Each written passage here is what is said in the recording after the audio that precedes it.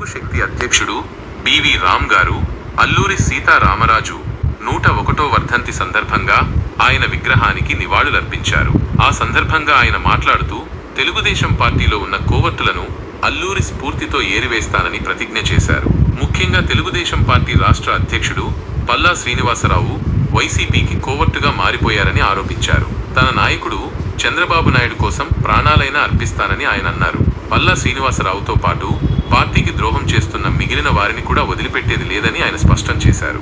అంతేకాకుండా పాకిస్తాన్లోని ఉగ్రవాద స్థావరాలపై భారత వాయుసేన జరిపిన దాడిని ఆయన ప్రశంసించారు. పెహల్గాం దాడికి ప్రతిగా భారత సైన్యం చేపట్టిన ఆపరేషన్ సింధూర్ను ఆయన సమర్థించారు. ఈ కార్యక్రమంలో బీజేపీ నాయకురాలు కొల్లి రత్నకుమారి తదితరులు పాల్గొన్నారు. ఒకరి మీద ఎదురు తిరగబడితే అది దండయాత్ర. ఇది రామ్ గారి దండయాత్ర మనం చేస్తాను.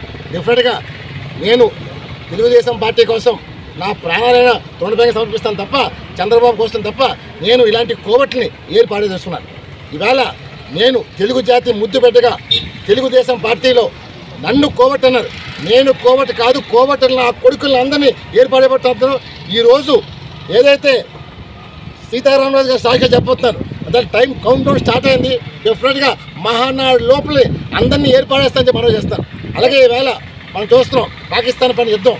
ఇది నిజంగా మన దేశం కాపాడాలని చెప్పి ఈవేళ మన వాళ్ళు చేసిన 25 మందిని చంపారు మన వాళ్ళని. ఈరోజు ప్రతీకారంగా మన సైన్యం ఈవేళ రాత్రి చూసాం 90 మందిని చేశారు. అంటే ఈవేళ పాకిస్తాను వాళ్ళకి ఏం బలం లేదు, ఇండియాతో తలపడుతున్నారు. డెఫినెట్గా చెప్తున్నాం, మేము కానీ కన్నెర చేసామంటే పాకిస్తాన్ మొత్తం కథం అయిపోతుంది.